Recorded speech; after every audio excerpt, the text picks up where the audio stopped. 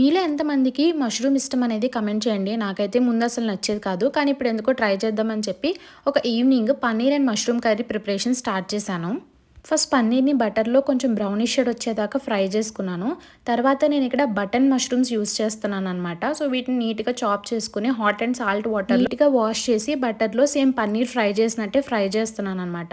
తర్వాత అదే బటర్‌లో కొంచెం ఆనియన్స్, చిల్లీ వేసుకొని కాసేపు కుక్ అయిన తర్వాత కొంచెం టొమాటోస్ అలానే కొంచెం క్యాష్యూస్ కూడా వేసుకొని మగ్గబెట్టుకున్నాననమాట. ఇవి మగ్గిన తర్వాత వీటిని నీట్‌గా గ్రైండ్ చేసుకోవాలి పేస్ట్ లాగా. తర్వాత కొంచెం బటర్ వేసుకొని ఈ పేస్ట్‌ని అందులో ఫ్రై చేయాలి. పచ్చివాసన లేకుండా నీట్‌గా దీన్ని మగ్గించుకోండి. ఒక 5-10 మినిట్స్ పడుతుంది. సో, ఇది మగ్గిన తర్వాత ఇందులో మనం కొంచెం కారం అలానే మసాలా పొడి కూడా వేసుకుందాము. ఇది వేసుకొని బాగా ఫ్రై చేయండి మూత పెట్టేసి. సో, ఆయిల్ పైకి తేలిన తర్వాత ఇందులో మష్రూమ్స్ ఇంకా పన్నీర్ ఫ్రై చేసుకున్నది కూడా యాడ్ చేసేసుకోండి. కొంచెం వాటర్ వేసుకొని గ్రేవీ కన్సిస్టెన్సీ వచ్చేలాగా. సో, నెక్స్ట్ చపాతీతో సర్వ్ చేసుకోండి.